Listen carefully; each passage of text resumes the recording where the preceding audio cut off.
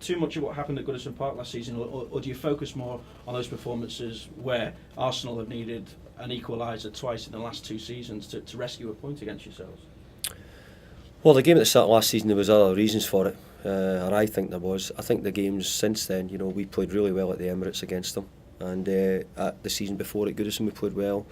I think Van Persie scored the goal in the last minute or so. So I think we've played quite well against Arsenal. Obviously there's a couple of big defeats in that, but it's a game that over the years I think has been quite close. So that 2-2 draw in particular is sign of the progress that you have made over the years in terms of the brand of football that you play as well. Well, I think when you play Arsenal or any of the teams who are near the top of the league, you have to play well to get a result. I think in those games we did do.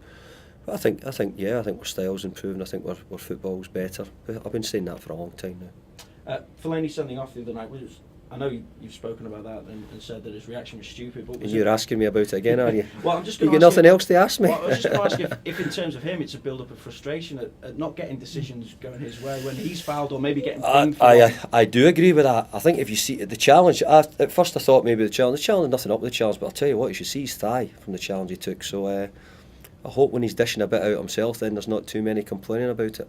Seems to be an ongoing problem though. Is physique? No, there was nothing up with it. He played really well in the game, so it's a big blow to lose him. So he got frustrated. It happened to tangle of legs and he kicked out. Anybody who's played the game will tell you, you can do that at times. It was wrong, and he deserved to get sent off.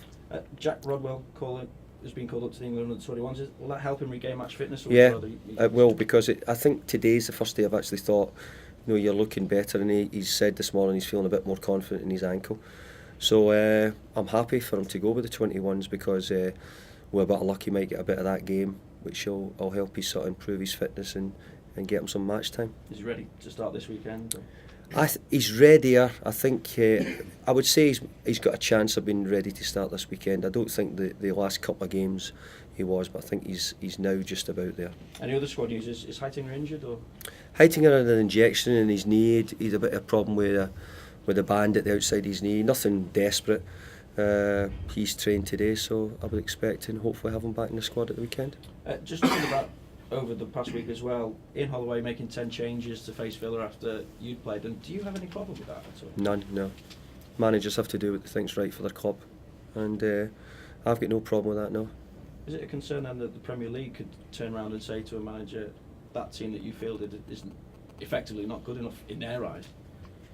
I think Ian Holloway's right in a lot of the things he's saying. It's not got enough a lot to do with the Premier League. I don't think it's to do with the manager who picks and selects his team, what he thinks is right.